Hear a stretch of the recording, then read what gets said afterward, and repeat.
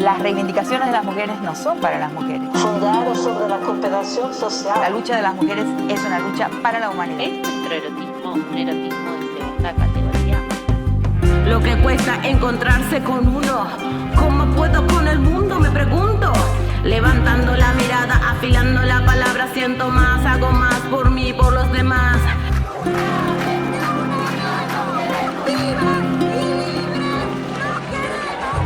El poder de nosotras. Bueno, estamos al aire de nuevo. Qué alegría estar acá con ustedes y con quien tengo al lado. ¿En serio? Soy Fabi Villalba y me encuentran en las redes como fabivillalba.tantra.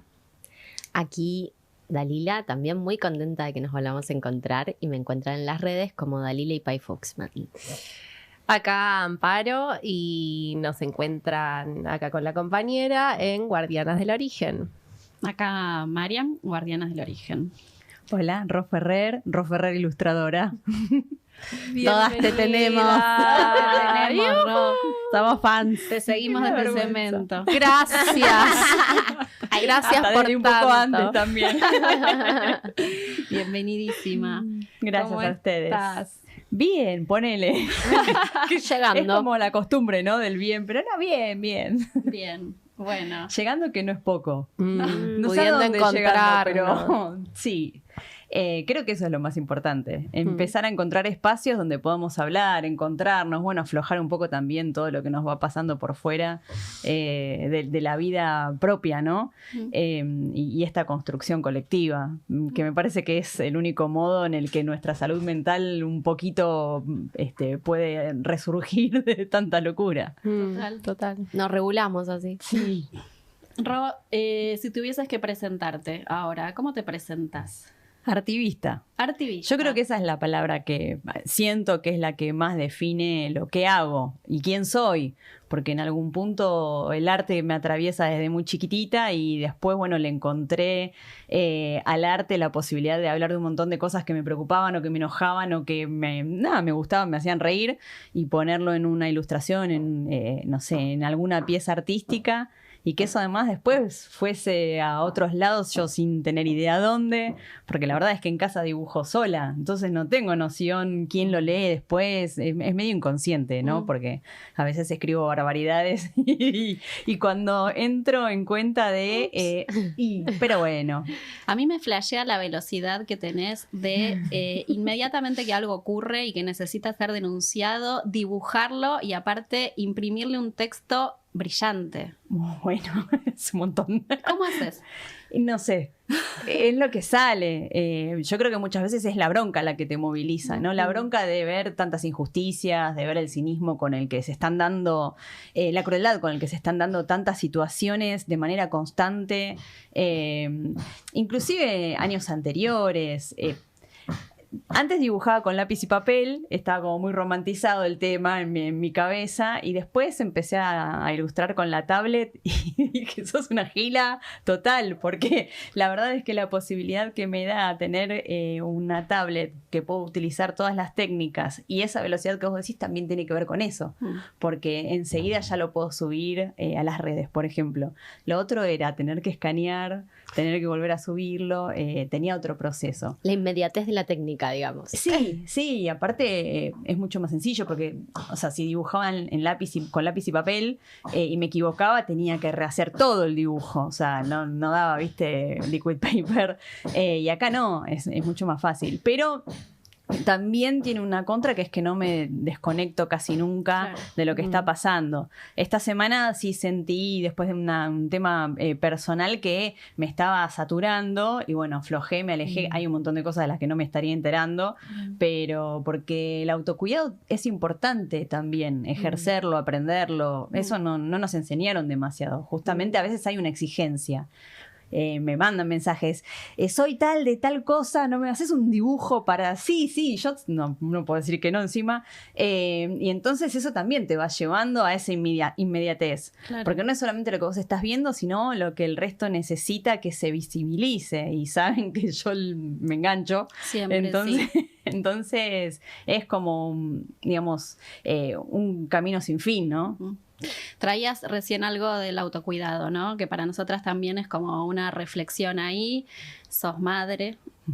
¿Cómo haces entre esta demanda también de las luchas colectivas y del pedirte también que en tu obra haya un decir y el ser madre? O sea, el equilibrio entre el autocuidado, el cuidar y a la vez la necesidad de ser cuidada también, ¿no? Porque imagino que algo también del decir al respecto de todo y de las cosas más picantes te deja en un lugar de mucha exposición que necesita ser cuidada. Sí.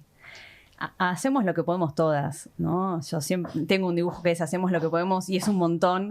Igual la autoexigencia que tenemos aprendida desde la niñez, bueno, recién en el afuera se dio una situación de esto de hablar de la hiperproductividad, hasta incluso en algún momento hablar de que somos multitasking, ¿no? Las mujeres, hacemos un montón de cosas. Y antes lo decía, ay, como las mujeres podemos hacer. No, nena, o sea, no está bueno que estemos tan adaptadas, que hagamos 15 cosas al mismo tiempo y que además se espere que hagamos todas esas cosas.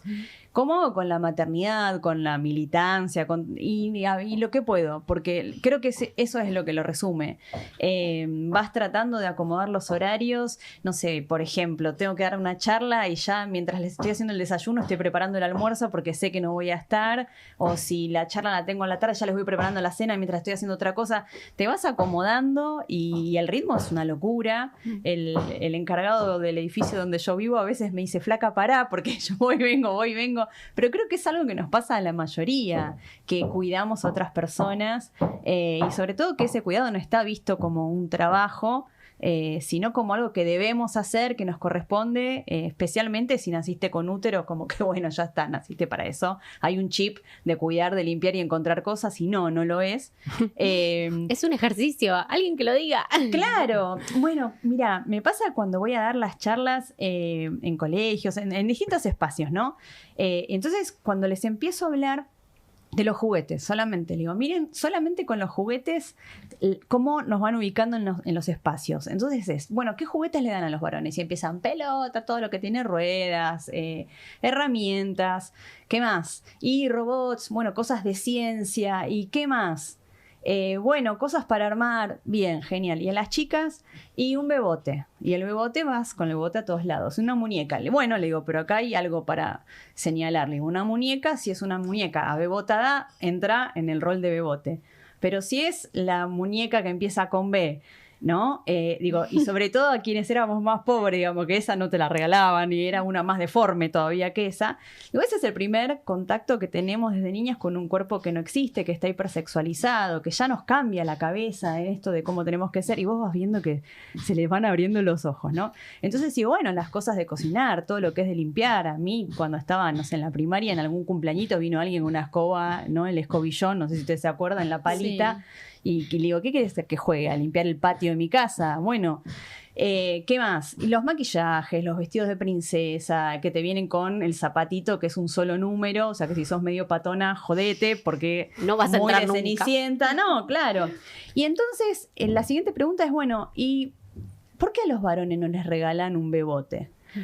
Que ya veníamos de hablar que los juguetes no tienen género y son todos, ¿viste? No tienen género los juguetes. Y cuando les preguntas por el bebote, empiezan, y porque se vuelve gay, porque es algo de mujer, es como que enseguida sentido común, sale, pero si vos venís de no tiene género, cómo se les mueve la pieza esa del rompecabezas, ¿no?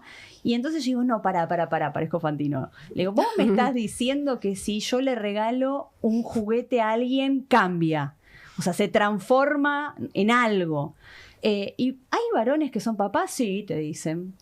Y ¿qué aprendimos nosotras cuando teníamos ese bebote? A cuidar, a ser mamás. Digo, ¿y qué aprendería un varón si jugara con un bebote?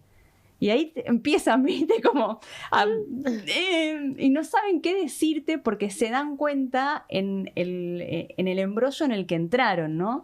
Y eso es ir desarmándolo, pero todavía hay muchas creencias, bueno, y más hoy con todo el discurso que hay desde el poder central que va desarmando todas las construcciones, porque todas son construcciones, que habíamos logrado más o menos instalar de diversidad, de equidad en el acceso a derechos, de justicia social, de estos roles estereotipos como formas de violencia simbólica, y es es arrancar de vuelta, o por lo menos yo siento eso. Y en tu pregunta me decías qué pasaba con el tema de quién me cuida y con respecto a las redes. Y la verdad es que es bastante complicado porque nos bajan a nosotras, a quienes militamos feminismo, derechos humanos, etcétera, muchas publicaciones, nos cierran las cuentas, te banean, o sea que tu contenido no llega a tanta gente como debería llegar porque estás limitado, como contenido político además. Y yo tengo todo bastante limitado con respecto a quién puede comentar, a quién puede interactuar conmigo, porque hubo un momento que fue durísimo. Y por más que vos no te lo tomes a personal, que entiendas que no es algo que es en contra tuyo, porque no importa quién seas, es qué tenés para decir y qué estás movilizando, ¿no? Hay días en los que no es sostenible ese nivel de odio. Son agresiones. Sí, es violencia, es violencia. Pero, por ejemplo, si vos eso lo denunciás en las redes, cuando te vuelve no, acá no vimos que hubiese violencia. Y bueno, ya está, retirate. El Instagram te distorsiona la percepción. Claro, te hace gaslighting. Claro. Te escucho y pienso que también es una pregunta que tenemos y que nos es importante. Si vos podés identificar en qué momento, si hay algún momento donde el feminismo irrumpe en tu vida y transforma tu percepción. Mira, yo logré terminar con una relación de 10 años que fue muy violenta. Fue justo antes de Ni Una Menos. Wow. Y había empezado a dibujar, o sea, había vuelto a dibujar, porque en las situaciones de violencia la creatividad no fluye, digamos. Yo no era yo, no me sentía como siempre. Entonces había dejado de dibujar durante un tiempo largo. Y empecé de nuevo a conectar como con esa parte, buscando ponerle el nombre a todos esos ruidos que había sentido, pero que yo no detectaba como violencia, no los tenía identificados. No había tanta información en ese momento para quienes no estábamos, yo en ese momento no estaba metida en los feminismos. Y pasa todo un año y arranca Ni Una Menos. Y me acuerdo que en ese momento yo estaba en pareja con no importa, y me dice, pero vos estás re feminista. Y yo como que, sí. Como salí del closet, ¿entendés? Sí, soy re feminista. Pero porque venía dibujando ya hacía un año y pico todo eso que necesitaba saber. Y eso me llevó a ir profundizando más. Y cuando se empezaba a compartir, empecé a entender que además tenía una responsabilidad. O sea, que no era solamente lo que yo necesitaba saber, sino que quizás eso también le permitía a otra persona ir desarmando ese nudo en el que entramos, ¿no? Siendo seres culturales. Y pienso que el Ni Una Menos como algo puntual, pero en mi vida personal, de manera individual, es la salida de esa situación en la que pude volver a respirar y volver a ser yo. Total, claro. ¿Crees que existen nudos o tensiones dentro de los feminismos donde es complejo meterse? Sí, un montón, y creo que ahora más todavía, porque hay muchas situaciones que tienen que ver con el liberalismo que están jugando dentro de los feminismos. A ver, para mí que se diga los feminismos tiene un poder simbólico que es visibilizar las distintas luchas. Pero al mismo tiempo, para mí, el feminismo es un movimiento que en toda su amplitud debería desarmar absolutamente todas las violencias, todas las formas de explotación, deshumanización, o sea, el sistema patriarcal. Y hay situaciones del sistema patriarcal que yo considero que no tienen que ver con el feminismo. ¿Cuáles, por ejemplo? Y, por ejemplo, a ver, el tema de cuando solamente se habla de trabajo sexual y se niega las otras realidades, que son las sobrevivientes, que yo al principio decía, sí, está todo bien. Y cuando empecé a hablar con sobrevivientes del sistema prostituyente y de trata, empecé a entender otra cara de lo que estaba pasando. Entonces creo que esa es una tensión, porque quienes se definen trabajadoras sexuales deberían estar tranquilas, tener sus derechos, saber que si salen a la calle no las va a perseguir la policía, como lo que pasó con Georgina Orellanos y varias compañeras travestis, y que yo puedo tener muchas diferencias con ella, pero ahí eso nos une, o sea, la violencia policial y la persecución ahí se termina. Después nosotras podemos discutir un montón de cosas. Todo lo que vos quieras, sentémonos y hablemos, ¿sí? Pero esos son límites. Pero yo considero que la prostitución es parte del sistema patriarcal, es habernos colocado como un cuerpo mercantilizado que los hombres pueden comprar, consumir y quien consume prostitución no se está preguntando si esa persona es víctima de una situación de trata o si está porque quiere. Y también yo me cuestiono esto y lo cuestiono también en la maternidad y en todas las elecciones que tenemos. ¿Cómo construimos nuestras elecciones, nuestros deseos, el quiero hacer algo? Porque también está atravesado por todo lo cultural. Estamos muy colonizadas. Claro, absolutamente. Entonces, bueno, eso a mí me lleva a ir como tejiendo redes con distintas ramas del feminismo, de la que soy aliada, pero de la que yo no puedo ser raíz, parte, ¿no? De por ejemplo, los feminismos negros, el feminismo marrón, el feminismo... O sea, yo, si ustedes me preguntaran, yo te digo, me siento muy afín y concuerdo con el feminismo decolonial, popular, antipatriarcal, antirracista. Y entonces eso que se construye desde abajo, que se construye desde territorio, que se construye desde lo comunitario, necesita destruir todo el otro sistema para que realmente podamos vivir, ¿no?, en libertad y sin todas esas formas de violencia. Porque normalizar que nuestros cuerpos son mercancía, para mí es parte del mismo embrollo. Obviamente que todas las personas trabajamos, estamos en un sistema capitalista, ¿no? Pero bueno, hay que sentarse y discutir. Lo que pasa que lo que yo no acepto, lo que a mí no me gusta es que solamente se hable de una manera y se invisibilice un montón de otras realidades. Eso es lo que cuestiono. Después hay que sentarse y hablar. Es difícil, ¿no? Sentarse, Muy hablar, difícil. conversar entre nosotras las feministas e incluso estar presentes en las diferencias que tenemos sin reaccionar ante la experiencia o sí, la reflexión de la otra. Es que además no sé, o sea, en cada individualidad qué es lo que te está movilizando en ese momento. Entonces, por ahí hay días que sos agua de tanque y podés dialogar perfecto, y hay un día que venís medio cruzada y a la primera que te dijeron reaccionás mal, digo, porque también nos cuesta entender eso. Pienso que hay una mirada muy crítica, hay un feministómetro muy al palo todo el tiempo, de a ver quién es más, quién es menos. Muy moralista, ¿no? Sí, entre nosotras la verdad es que todavía siento que nos cuesta mucho construir esos puentes de, bueno, pará, si yo de esto ya me di cuenta, o creo, porque si te diste cuenta que algo de lo que vos pensabas no era de esa manera, ¿por qué yo ahora voy a suponer que lo que pienso es eso y ya está? O sea, yo digo, siempre estoy en modo aprendiz, ¿no? O sea, no doy nada por hecho. Pero si yo me di cuenta de eso, ¿por qué no le voy a dar el espacio a la otra compañera a que haga su proceso? Es como que alguien dice algo y ¡bam! Todas al humo. Lo he hecho yo también. ¿Sabes cuándo me di cuenta? Una vez que estábamos todavía en todo el tema del derecho al aborto, en 2018, cuando surgió todo por el tema de Muriel Santana. No sé si ustedes se acuerdan cómo empezó el tema de la discusión en ese momento. Relátalo.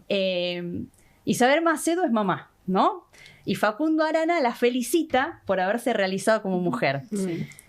Y salta Muriel Santana en Intrusos y dice, yo no soy mamá, de hecho tuve un aborto y yo me considero que estoy realizada como mujer, soy actriz. Y ahí arrancó todo el tole mediático, que fue genial. Que hasta en ese momento había una discusión de no habría que ir a esos programas. Sí, loco, si no llegamos, o sea, seguimos hablando entre nosotres, y no hay posibilidad de apertura. Bueno, ahí surge todo eso. Y entonces arranca como con más fuerza todo el discurso y el accionar feminista, ¿no? 2018. Y salta Araceli González en un momento y dice que ella no era feminista. Te juro que yo ahora digo, pobre, no era feminista porque ella amaba a su marido y a su hijo. Sí. Y entonces a mí se me ocurrió, qué boluda. Con real lo dice, sí, aparte. Lo dijo con real. Es que era ese momento que estaban Malena Pichot, Bimbo, todas ahí y bla. Era genial. Hasta yo me acuerdo real con el pañuelo verde, chicas. Total. O sea, era como un montón, pero bueno, bienvenido sea porque ese momento sirvió para visibilizar y mucho. Y yo dije, a esta piba hay que explicarle, ¿quién sos? O sea, yo ahora digo, ¿quién sos? Y me acuerdo que le mandé por Twitter un hilo lleno de dibujos, de explicaciones, de cosas, sacada. Y ahí me cayó la ficha. O sea, quizás si eso no me hubiese pasado, y ahí me cayó la ficha. Yo dije, pero pará, ¿quién soy yo para explicarle a esta piba y de esta manera, porque en algún punto la estoy acosando, o sea, le estoy mandando 500 dibujos para que entienda. Si no entiende y no quiere entender y no quiere aprender, si no es el momento, si no es su proceso, si... No importa, o sea, ¿quién soy yo? Entonces, a partir de ahí dije, bueno, yo no le hago ningún comentario a nadie más. Si no coincido, a lo sumo por privado le diré, che, ojo que se te van a venir encima. Eso sí lo hago. Si yo veo que una compañera pone algo que la va a poner en peligro porque se le va a venir una horda, ¿pero por qué se le va a venir una horda? Eso también hay que pensarlo, ¿no? Porque no estoy hablando de los haters, de los antiderechos, no, estoy hablando de nosotras mismas. A mí me pasó, y fue muy fuerte, cuando falleció Diego. Que encima fue un 25 de noviembre, o sea, era un montón. Y me acuerdo que me pegó mal. Pero, a ver, yo soy del 77, toda esa etapa la tengo muy vívida. Para mí, Maradona es el Diego. Bueno, y subí un dibujito, ¿no? Llorando. Era la pelota, como que después la dibujó Nick, llorando. Y después lo dibujó Nick. Él era un genio. Siempre plagiador. Lo dibujó Nick. El choreo. Pero en ese momento salieron un montón a decirme, pero Maradona, y todo lo que ya sabemos que es Maradona. Y entonces, te juro que necesité hacer hasta un video, porque me dibujé de chiquitita agarrada a la pelota como, déjenme llorar, o sea, déjenme sufrir. O sea, yo no es que desconozco Maradona en toda su humanidad. Y también está bueno hablar de eso, porque en definitiva, él era un sano hijo del patriarcado, Dios en el patriarcado, o sea, todas las del patriarcado, pero es un tipo que se crió así, como la mayoría, como todos los varones y como nosotras también. Entonces, sin justificar, porque no se trata de eso, sí comprender que hay un montón de situaciones de nuestras socializaciones, sobre todo de alguien con el recorrido que tuvo, pero aún así, pudiendo decir que este tipo estuvo siempre del lado del pueblo, que peleaba, ¿no?, por los derechos hasta incluso de los jugadores, etcétera, que se enfrentaba al poder real. Entonces salgo con un video que si yo hubiese sabido que se iba a viralizar me hubiese peinado un poco, porque encima era noviembre, estaba en malla en el balcón de mi casa llorando, se me caían los mocos, era un horror el video ese. Después lo borré, chicas, porque dije, no, esto no puedo seguir estando en las redes. Mejor no. Mejor no. Y diciendo todo esto, ¿no? Fue parte de mi infancia. A mí se me murió un pedazo mío. Es como cuando murió Kino. Cuando murió Kino era como si me hubiese muerto mi tío. Entonces también lo lloré y lo sentí como un duelo. ¿Por qué el ataque? ¿Por qué el ataque? ¿Por qué la cancelación cuando hay algo con lo que no coincidimos? No sé, si alguna sigue escuchando a Cordera, escúchalo, si ya sabes quién es. Eso no va a quitar quién sos vos por escuchar a Cordera. Entonces, también empezar a replantearnos esto de, bueno, la pureza del feminismo. Aflojemos un poco, porque ya tenemos bastante mirada externa como para, además, entre nosotras, ser malas, ¿no? Sí, total. Che, Ro, primero me encanta conocerte porque estoy sorprendida, o sea... ¿Por qué? Porque sos una reflexóloga increíble, podés hacer el programa sola. No, bueno, si me dejan hablar, chicas, no me matan, dice mi mamá. Bueno, a mí me gustó nombrarte como la ilustradora de todas las luchas. En ese sentido, me gustaría agradecerte este año, porque... Es un montón. Sos igual. un sostén, no, pero sos un sostén. Agradecer la militancia, ¿no? Porque creo que es algo que también está muy bastardeado y que no nos reconocemos entre nosotras todo el tiempo, todo el esfuerzo, todo lo que implica salir a la calle. Yo particularmente me conmovió muchísimo el día que hiciste el video yendo a la marcha de los jubilados. No sé ahí qué pasa con las redes, Instagram y qué feedback, pero agradecerte porque... es una manera de, o sea, tu carácter expresivo es contenedor para una suerte de angustia donde una vez más el arte, la catarsis, la posibilidad de quejarnos, nos permite denunciar. Y también esto de no ser malas entre nosotras creo que tiene que ver con alojar a las otras en esto común, que es que todas necesitamos poder denunciar y no todas nos sale tan bien o tenemos un recurso tan desarrollado para que nuestra expresión de denuncia se expanda. Entonces, gracias por ser como esa representante. Hace un montón te sigo en las redes y veo lo que haces. Pero esta posibilidad de poder estar acá cuerpo a cuerpo, mira, por primera vez voy a valorar que hay algo de la presencialidad que veo tu color como artista. ¿Considerás que elegiste o rumbiás por el camino del arte político? Entendiendo que todo arte es político, ya todo es político, pero hay algo para mí que tiene que ver con posicionarse y decir, yo voy a abrazarme a esta herramienta artística y expresiva, que la tengo clara, afinada, y voy a hacer política desde acá. Sí, son decisiones, es un posicionamiento, o sea, yo elijo realmente poner el lápiz en eso y prestar el lápiz cuando son otras las luchas las que lo necesitan. No me considero, es un montón ser la ilustradora de todas las luchas, pero sí trato de acompañar siempre, cada vez que puedo. O sea, no puedo ir a todas las marchas, me encantaría, a veces, bueno, con el laburo de las charlas, yo laburo en la Municipalidad de Avellaneda, en el Consejo de Mujeres, y doy charlas en territorio, que es una parte que para mí es fundamental, que eso también te permite después hablar con claridad y porque creo que si esa parte no está, es chamullo para mí. En cuanto a la comunicación de lo que yo hago, que es lo político partidario, o sea, yo jamás milité en ningún partido, si me preguntás qué soy, feminista, y entonces eso abarca un montón de circunstancias que va más allá de las individualidades, ¿no? O sea, de hecho el feminismo no tiene individualidades. Vos podrás conocer alguna, 2, 3, 4, pero es mucho más grande que lo personal. Entonces por eso me gusta hablar desde el feminismo.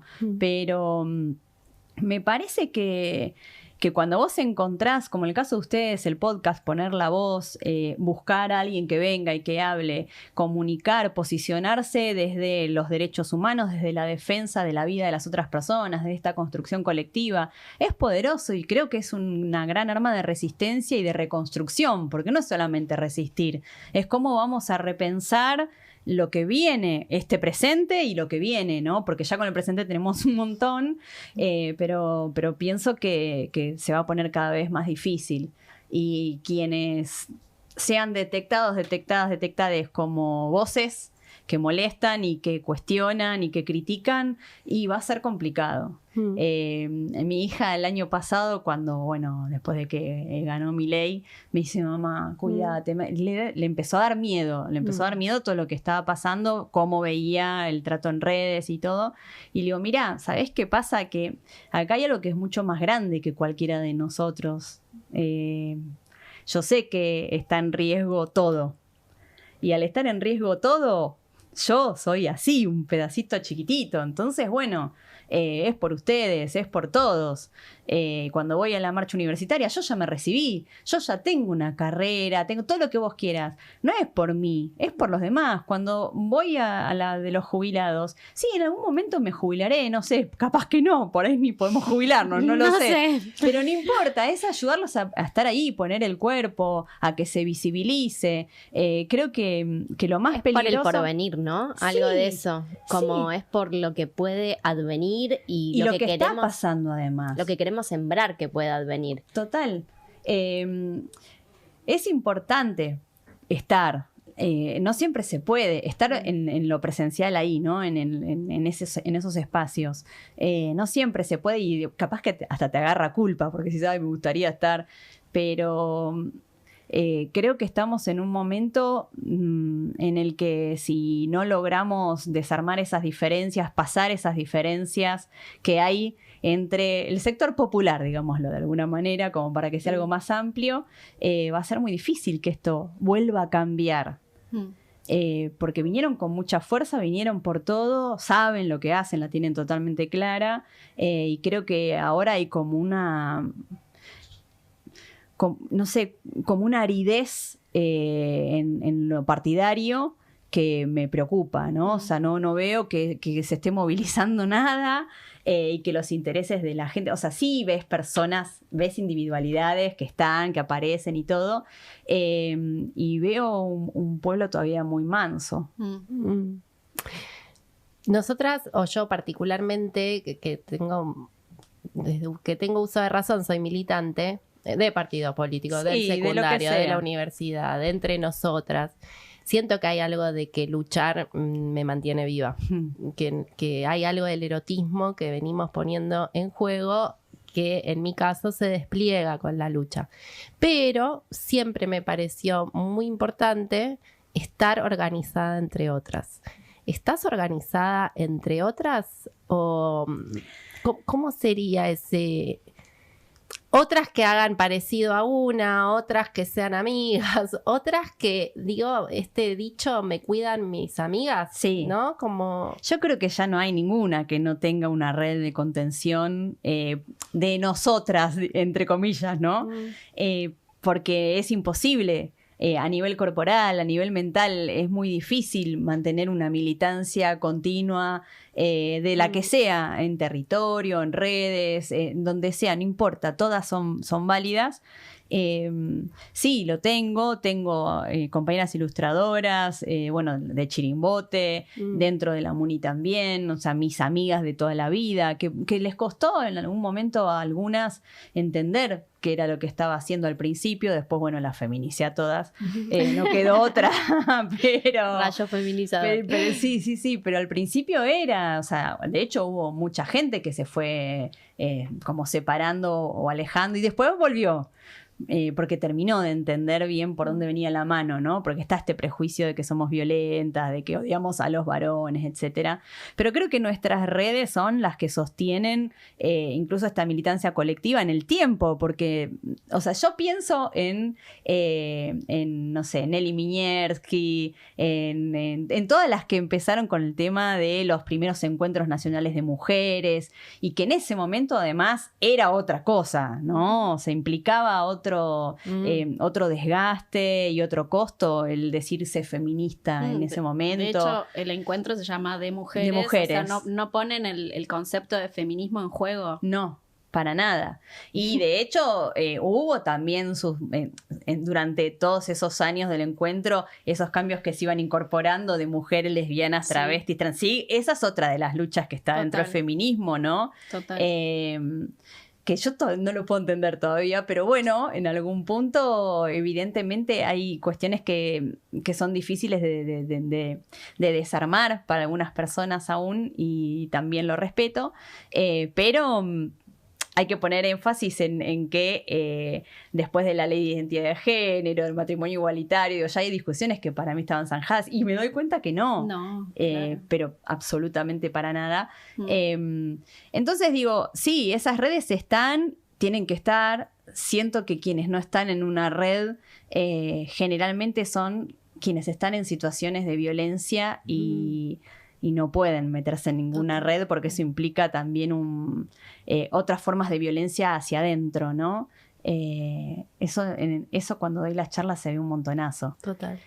Sí, cuando estamos solas estamos más expuestas a ciertas situaciones que nos dejan en lugares de mucha vulnerabilidad, ¿no? Bueno, esa es una de las formas de violencia, cuando te empiezan a encerrar o a separar de las personas que vos querés, con quienes tenés confianza, porque sos mucho más fácil de dominar estando sola que estando acompañada. Yo creo que esta imagen o este imaginario de las mujeres que somos jodidas entre nosotras, no sé, las hermanastras de Cenicienta, las brujas, etcétera, lograron construir esto de mejor estar separadas porque yo me llevo mejor con los varones que con las mujeres. Eso lo escuché un montón de veces. Las mujeres son jodidas. Son jodidas, ¿no? O sea, envidiosas. Y la verdad es que no.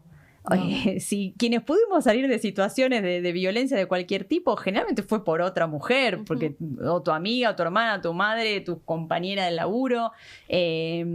Pero bueno, siguen siendo todas cuestiones a desarmar, muy profundas, y que, de nuevo, vamos a tener que arrancar de cero. Pensaba que para esos momentos también, o para esas mujeres que todavía no tienen una red o no llegan, algo de tu arte, como de poder llegar a través de la imagen, del dibujo, que es re sintético, que es re directo. Siento que es una gran herramienta y tiene un gran impacto. No sé si vos a veces sos consciente de todo eso, o que lo hablamos con las chicas también, algo de qué bien levantarte a la mañana y ver un dibujo que puede expresar lo que está sintiendo. En serio, yo a veces pienso que soy re pesada, digo, me deben estar odiando 5 dibujos todos juntos. Es que nos pasa un poco eso de sentirnos pesadas por insistir. Sí. Y yo quiero, hace un tiempo también, de esto de la militancia y la lucha, me asumí como una sostenedora de ánimo. Y en estos tiempos difíciles, sigo sosteniendo el ánimo. No estoy derrotada, no estoy derrotista tampoco.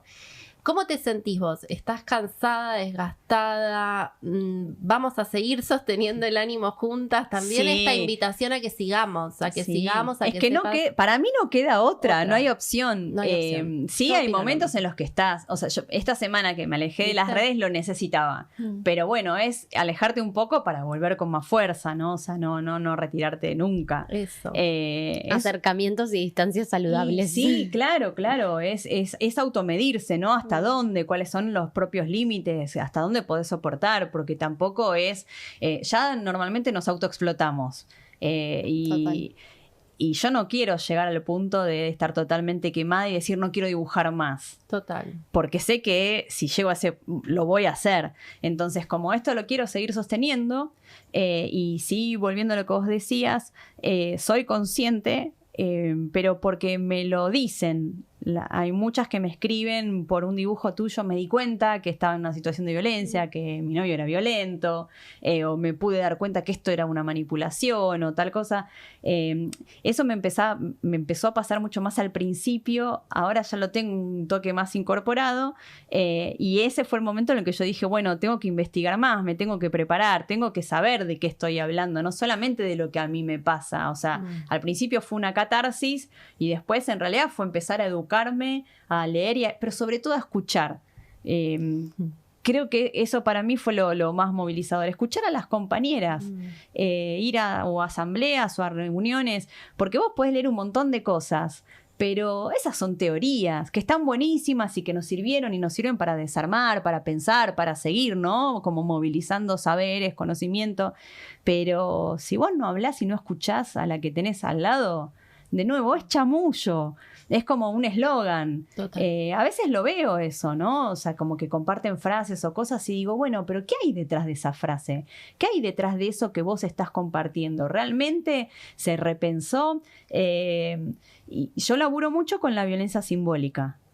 Y creo que en el momento en el que detecté que eso era lo que tenía que aprender en profundidad para poder desarmar las cosas, bueno, hasta me organizó las charlas, porque laburo con muchas imágenes y voy desarmándolas, ¿no? O sea, desde publicidades, memes, todas cosas que la gente ve. Porque si yo me parara delante de cualquier grupo de personas y entro a hablar, tiene el escape de pensar que yo me lo estoy inventando, ¿no? Ah, mirá, está exagerando, no sé qué. Ahora, si vos le mostrás cosas que son reales, publicidades de hace 20 años, de ahora, memes, fotos, qué sé yo, lo que sea, hasta dibujos de otras personas, ponele, yo eso no lo hago, pero podría ser, tenemos un exponente fenomenal para hablar de todo eso, ahí no les das escapatoria, porque queda claro qué es lo estructural, qué es anterior a nosotros, cómo todo eso se va formateando en nuestra cabeza. Y la violencia simbólica me resulta una herramienta fabulosa para que entiendan qué es lo que estructura nuestra mente, ¿no? En una de las charlas yo les pregunto, bueno, a los pibes sobre todo, ¿qué piensan de esta frase? Todas las personas reprodujimos o reproducimos alguna forma de violencia. Y te miran, ¿no? Y alguno dice, sí, verdad, y otro, no. Entonces empezamos ahí a desarmar todas las formas de violencia. Y después arranco con la violencia simbólica, ¿no? Que son todos los mensajes, los discursos, las formas de comportarnos que reproducen, sostienen, legitiman, refuerzan cualquier otra forma de violencia. Y entonces les empiezo a mostrar todas esas fotos, pero sobre todo les digo que lo que permite la violencia simbólica es estructurar nuestra mente. Y si nuestra mente es clasista, es racista, es misógina, es LGBT y odiante, lo vas a reproducir incluso sin darte cuenta. Pero que vos no te des cuenta no quiere decir que no estés reproduciendo violencia. Y vos les ves como les entra, ¿viste? Algo y les cambia la mirada. Para mí ese momento es sublime, o sea, es lo que más disfruto del contacto, de la presencialidad. Dar charlas por Zoom es un horror. Me encanta. Es un horror. Me encanta el arte más el poder simbólico como la posibilidad de transformar a las otras, los otros, lesotres, la percepción.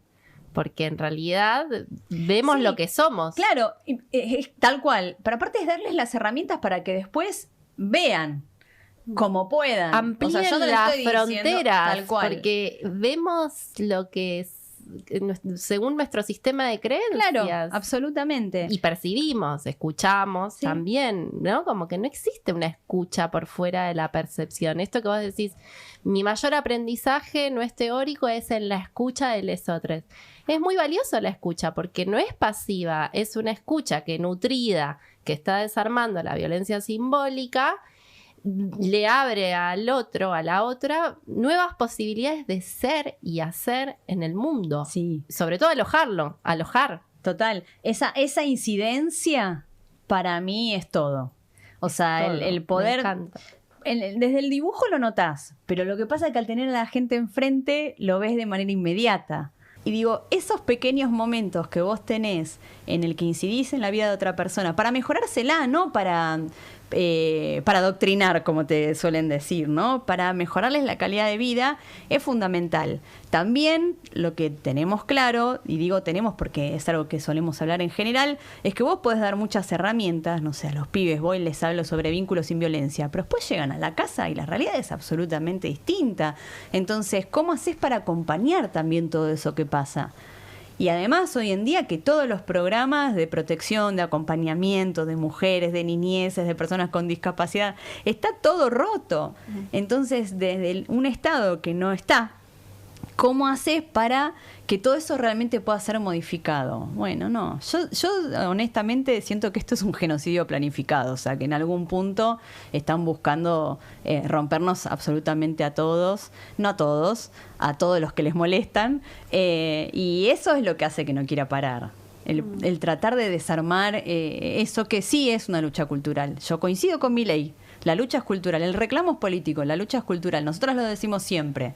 Pero hoy, lamentablemente, estamos en desventaja porque estamos corriendo contra una derecha, una ultraderecha que viene sumamente empoderada. Y pienso que desde los feminismos, que también se nos exige que estemos en todos lados y demos todas las respuestas y resolvamos y bla, bla, bla, bla, bla. Pero tenemos que repensar estrategias porque evidentemente no llegamos a transmitir por lo que estamos luchando. Los varones siguen sin entender que si logran desarmar todas estas formas de violencia, también quedan libres. Obviamente que pierden privilegios. Ahí está el kit de la cuestión, ¿no? O sea, ¿cuántos están dispuestos a perder privilegios por un bien común? Y ahí ya tiene que ver con las individualidades y con la calidad de persona de cada persona, básicamente, valga la redundancia. Porque cuando vos empezás a ver, y nosotras hemos hecho ese recorrido, es doloroso, es muy doloroso. Mirar para atrás y ver todas las violencias que recibiste y las que ejerciste también, porque empezás a hacerte cargo de las que vos también ejerciste, por más que digo, no nos diéramos cuenta, de nuevo, las ejercimos. Y quizás, no sé, yo, sobre todo cuando laburo con grupos de mujeres, vos les das todas estas herramientas. ¿Y qué hace? ¿Qué hace después con todo eso? Tenés un montón de compañeras que dejaron de laburar porque el verso de, bueno, no vamos a cambiar la plata, vos te quedás cuidando a los chicos y yo salgo, ¿no? Entonces, obviamente que el poder económico está puesto en otro lado. Teniendo dependencia económica de esa persona, ¿cómo haces para irte? Total. ¿No? Si por ahí hasta no tenés que pedir permiso para comprar algo para comer o lo que sea, estás en una situación de violencia y estás vos sola en otra provincia, no tenés a tus amigos, no tenés, por poner de algún modo, o en otro país, ¿y qué haces? Entonces, a mí eso es lo que me vuela la cabeza, ¿no? Esto de cómo hacer para dar todas esas herramientas y volver a generar todo lo que tiene que ver con el acompañamiento, que lo hacen las compañeras en el territorio, ¿no? Desde las ollas populares, pero... Y lo otro que me tiene todo el tiempo ahí, como, bueno, a ver, ¿cómo hago? Es cómo hago para pasar para el otro lado.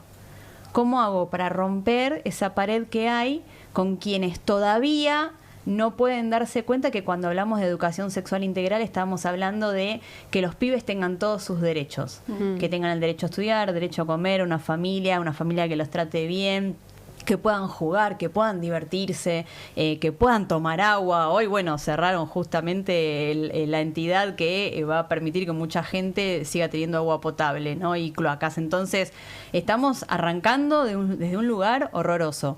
¿Y cómo haces para desarmarles a esa ultraderecha, a esa derecha, el discurso tan poderoso que tienen, por ejemplo, de con mis hijos no te metas, se están adoctrinando, lo que pasó ahora con Cometierra,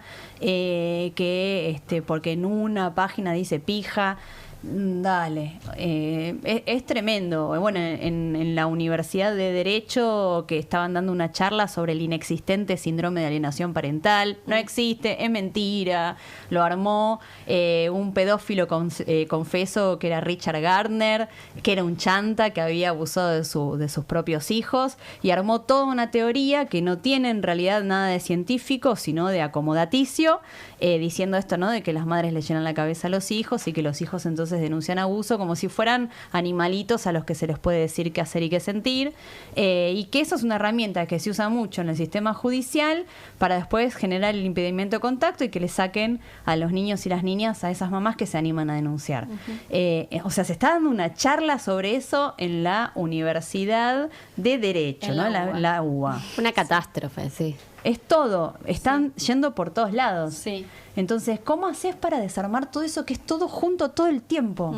Yo creo que igual vamos generando modos de resistencia. O sea, cada cosa que vos nombrás del horror, yo visualizo una compañera. Quiero nombrar al colectivo Yo Sí Te Creo, Claro. que llevan adelante su actividad el jueves 21 a las 3 de la tarde en Plaza de Mayo, actividad niñecéntrica. Pero además también pienso que educación sexual integral, abuso sexual en la infancia, es otra vez que nos Bueno, tenés un montón. juntemos a pensar qué es la sexualidad. Claro. ¿Qué es lo que estamos proponiendo desde este Claro. podcast? Ver de qué manera podemos usar la sexualidad como un integrador de la experiencia, de la energía vital, de despertarnos cada mañana, estar vivos, ser este cuerpo, este misterio. Sí. Y para mí es más y mejor organización feminista. Pero coincido también que esas tensiones que nombrabas al principio muchas veces nos distancian. Entonces también hacer este llamado a darnos cuenta que nuestras militancias tienen que ver con acompañar y cuidar. Totalmente. Dejemos la pregunta de quién nos cuida y nos acompaña. Esa es como una que digo, bueno, quizás la trama lo resuelve, pero como poder ponernos en ese Moebius.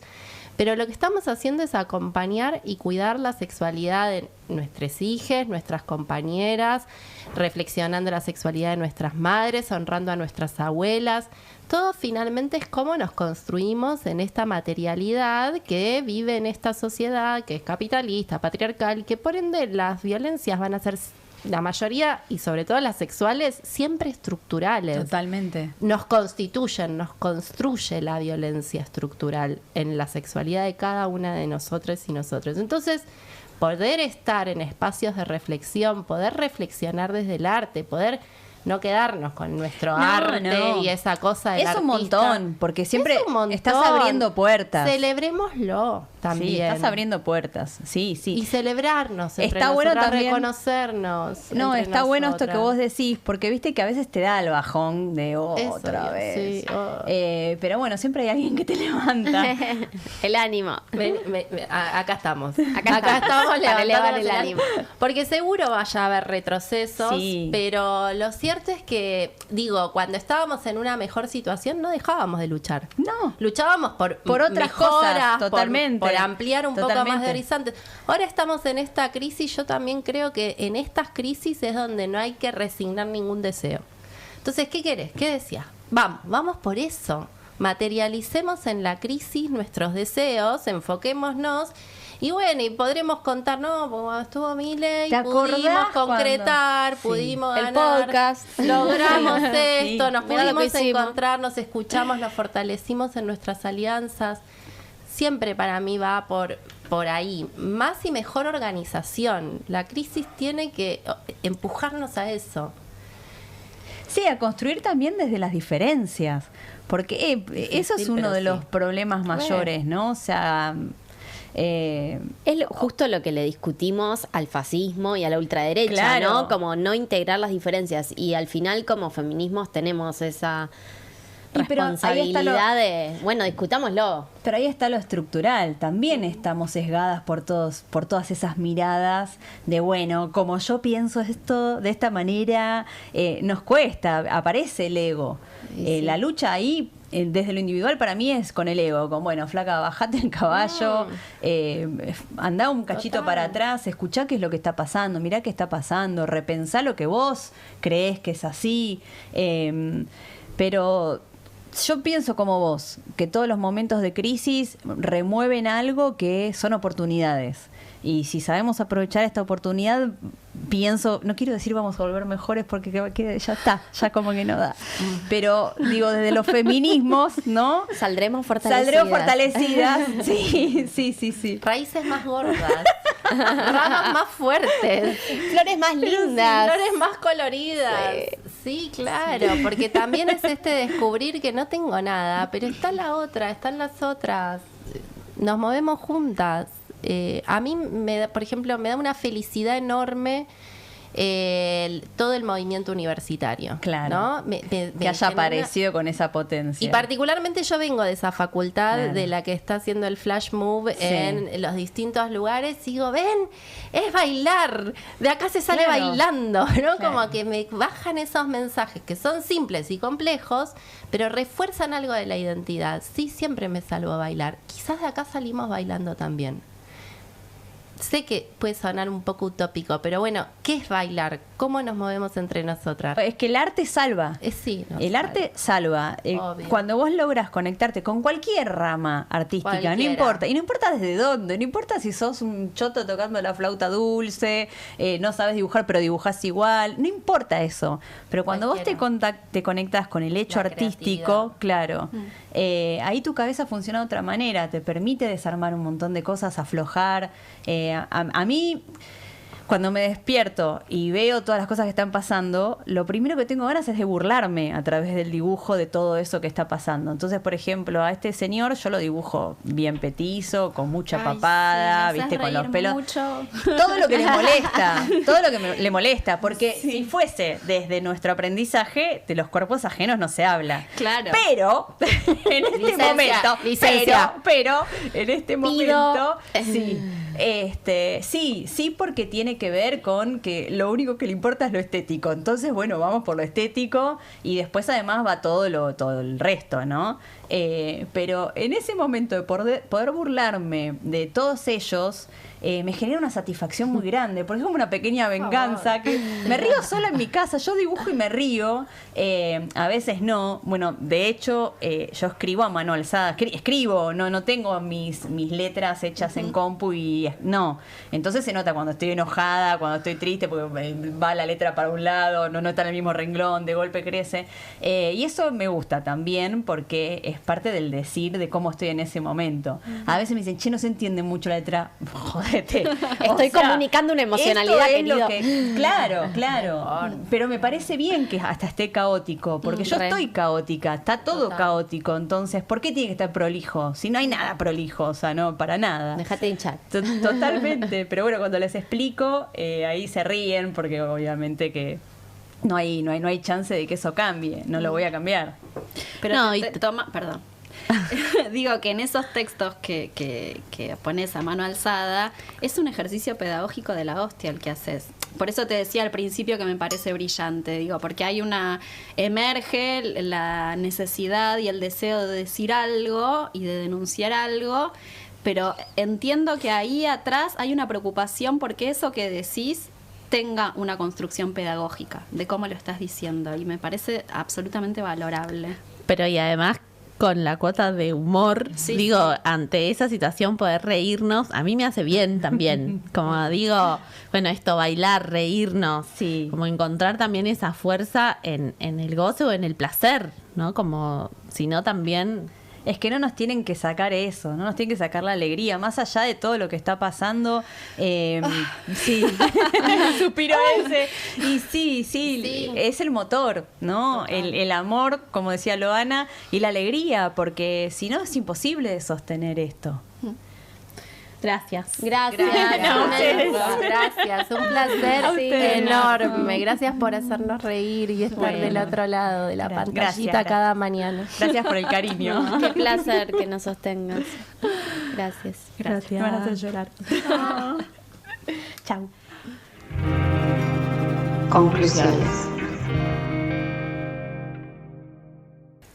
Qué linda que es Ro. Es lo primero que me viene, como algo de su energía, de su compartir. Me trajo como mucha alegría compartir algo con ella, de esa militancia, esto que ella trajo del cuidado, de tener que frenar a veces para poder seguir, pero ese compromiso constante, ¿no? De estar ahí. Para lesotres, para las luchas, para lo que hay que decir, pero su alegría, ¿no? Porque a veces en mi fantasía, y digo, lo traigo porque por ahí también es en la fantasía de muchos, estar en la militancia es como ser enojona, así, y ella me pareció muy, como su energía muy inspiradora, como tranquila, divertida. Sí, yo creo que eso es un desafío, ¿no? Evidentemente para ella también, en esta necesidad de por momentos poner un parate. Creo que algo del compromiso político es drenador, porque es estar también en una situación de alerta constante cuando los contextos son tan hostiles como estos. Y que también ahí la pregunta, ¿no? Alrededor de cómo se equilibra esto de cuidarse a sí misma, poder detectar cuáles son los límites, bueno, ahora me bajo porque necesito reciclar para seguir estando, cuidar en el ejercicio de su maternidad, pero también cuidar a otras y a otros en asumir desde su arte maneras de decir y urgencias del decir, y también ser cuidadas, ¿no? Como en la militancia también podemos encontrar algo que organice esas posibilidades, y también me gusta mucho cuando, bueno, también la pregunta está orientada en ese sentido, ¿no? Cuando podemos tomar algo del marco que nos contiene, que puede ser los feminismos y sus marcos teóricos y sus apuestas y sus disrupciones, pero cuando damos cuenta que en eso nos ponemos en juego, ¿no? Ella traía esto de cuando el feminismo, bueno, yo estaba en una situación vincular que no estaba buena,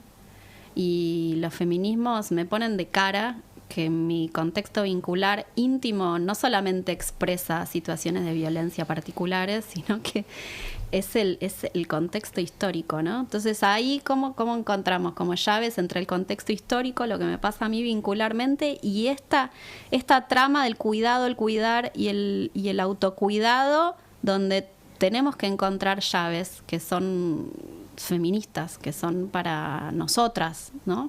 Que nos mantienen también a salvo.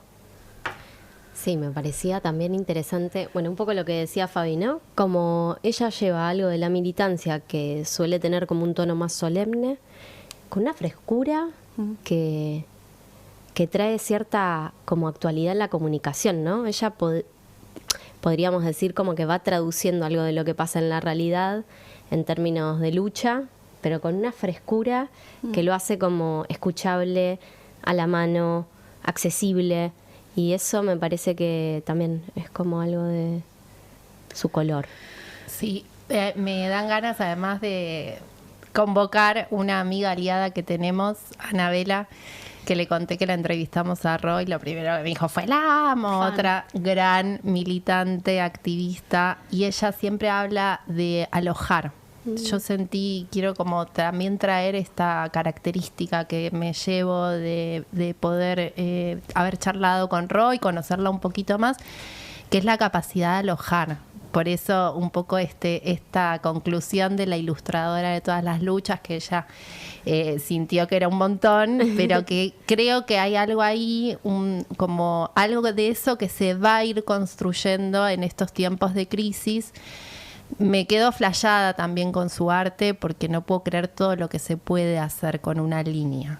con una línea. Me gustó mucho también saber de sus letras a mano alzada. Me parece que en todo eso, en esas líneas, hay tanta potencialidad expresiva. Y también, bueno, un poco como les contaba, creo que en este ser alojadoras, en nuestras militancias y luchas, qué importante que es cuando somos alojadas.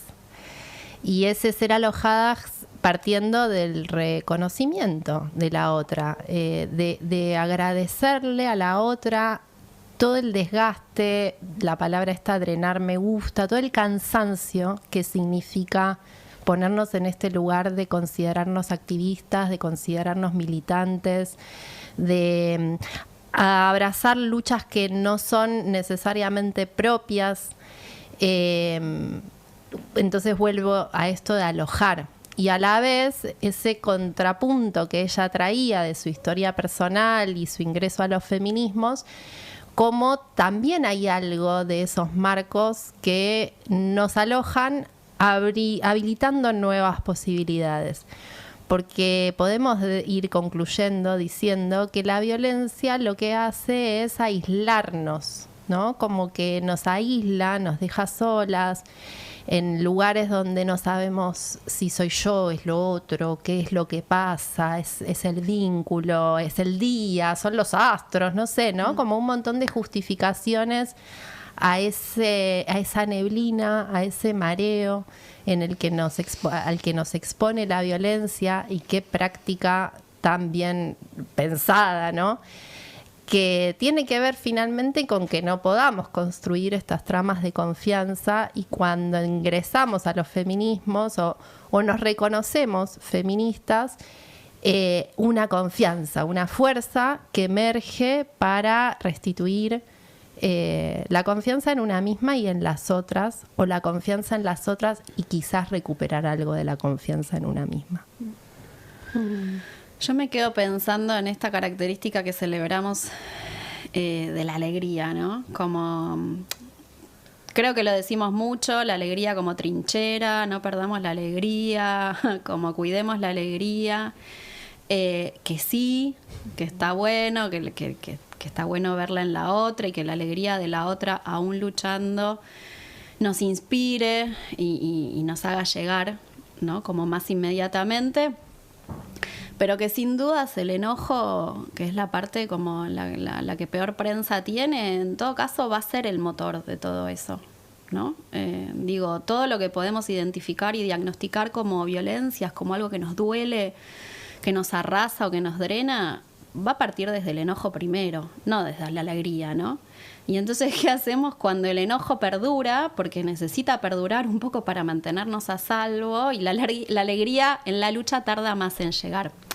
No solamente en lo propio, ¿no? De reconocernos a cada una de nosotras enojada, sino también qué pasa cuando la otra necesita que el enojo dure, porque el enojo enciende, es el combustible, prende fuego la llama.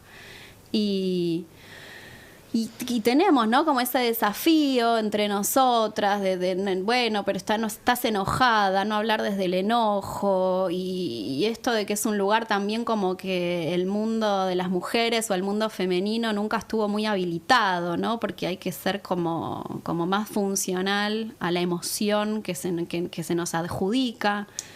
Entonces, ¿cómo reconocer la validez del enojo? ¿Cómo construir ese enojo como potencia para que en algún momento pueda hacer alegría? No sé, creo que ahí tenemos como enormes desafíos, todas. Sí, yo creo que es una buena práctica feminista poder como darle espacio al enojo de la otra. No apropiarnos de eso como, ay, lo que a mí me genera tu enojo, sí, primero, ¿no? Yo siento que ahí hay como que, de nuevo, estar atentas a que pueda haber espacio para ese enojo, reflexionar lo que a mí me trae. Por supuesto, no digo que no sintamos nada ante ese enojo, pero dar espacio, dar lugar, que se pueda expresar también, ¿no? Yo siento que es muy necesario que entre nosotras nos habilitemos a expresarnos el enojo. Porque o sea, lo tenemos inhibido en el mundo, entonces que seamos un espacio seguro para poder enojarnos.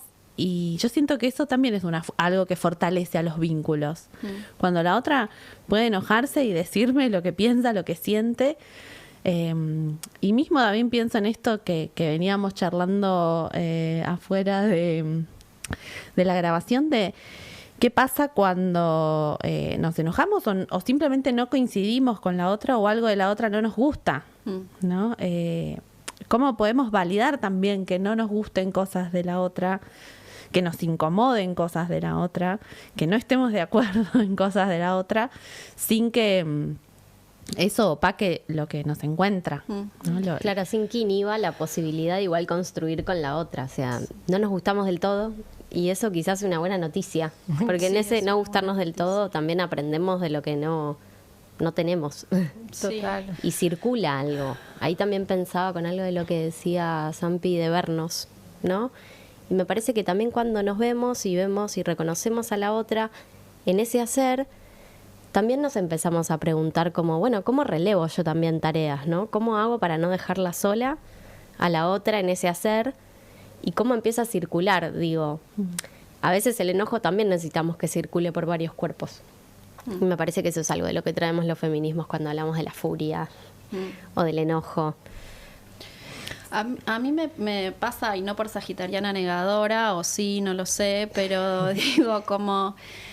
sí, creo que tenemos una gran dificultad de poder ver a la otra o a leotre en su contexto íntegro, ¿no? En sus posibilidades integrales. Entonces, digo, cuando la cualidad de la otra, su potencia, su fuerza, ¿no? El ir, el hacer, el construir, me resulta funcional y también constituye mi realidad y está buenísimo, esa potencia también va a tener un lado B, ¿no? O muchos lados, que tal vez me resultan incómodos. A mí lo que me genera enojo es cuando ese lado B me molesta al punto de no poder ver cuando la potencia de la otra constituye también mis posibilidades, ¿no? Cuando lo que emerge es, no sé, la bronca, la incomodidad, como...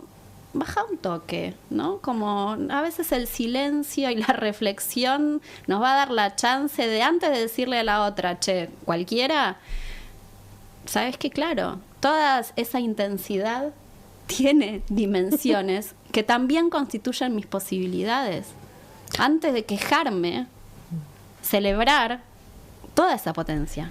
Y todas las posibilidades que tenemos. Yo creo que a veces damos por sentado muchas cosas de lo que tenemos, lo que accedemos, pero no nos damos cuenta que a veces hay cuerpos que están poniéndose en juego, vidas, energía, esfuerzo, para que eso suceda, para que eso sea posible, ¿no? Y bueno, de nuevo esto de empezar a hacernos cargo entre todas, como decía Dali, de repartir la carga, ¿no? Y no solo la carga del enojo, ¿no? La carga de la acción, de la creación. Yo, muy fuera de este espacio, pero en la escuela de mi hijo, en la construcción cooperativa, ¿no? De armar una escuela con otras familias que son muy distintas y piensan distinto, todo el tiempo traía algo de tomá la acción, o sea, hacelo vos, como proponé, como no esperes todo el tiempo. Yo siento que hay algo de esto del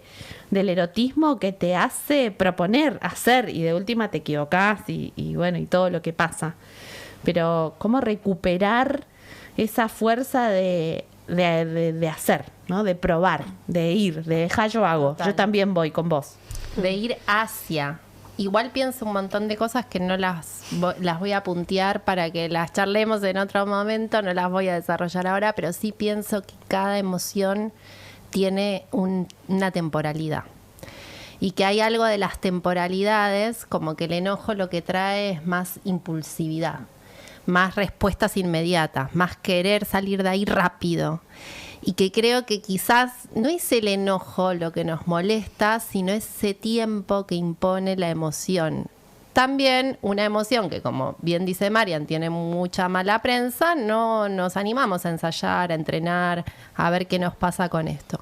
Y por el otro lado, también siento que hay algo de las temporalidades y las nuevas tecnologías y los nuevos modos de comunicarnos que nos dan cierta impunidad. Entonces, volver a discernir en que enojarse no es odiar, que nos duela no significa que estamos sufriendo. O sea, poder ir un poquito a seguir en este trabajo que hacemos todas nosotras, ya le tendremos un episodio de eso, poder seguir pensando y abrazando cuáles son esas emociones que emergen y que podemos percibir. O esta palabra que también me parece importante para todo este recorrido que venimos haciendo, que es visionar, ¿no? Cuando estamos viendo que a la otra le pasa algo, se enojó, se puso triste, y poder asumir estos lugares honestamente, algo de la transparencia, ¿no? Como que hay ciertas emociones que no las podemos desmenuzar en palabras que nos permitan intercambiar esas energías. Y aparece mucho esto de me bloqueo y huyo, o pego portazo, o me voy de acá, o no me quiero encontrar, ¿no? Porque algunas somos muy buenas para escribir, por ejemplo, y no para face to face, intentar apostar a resolver esto que no nos gusta de la otra, cuidando y recordándonos todo lo que sí nos gusta de la otra, ¿no? Reconociéndonos ese haber caminado juntas, ¿no? Sí. Historia y memoria también. Historia y Creo que memoria. tiene que ver con algo de la historia y la memoria del vínculo, lo que también nos ayuda a preservar, ¿no? Y no querer cortar, romper, Sí. correr, salir, huir. Bueno, gracias una vez más. Gracias. Nos vemos la próxima.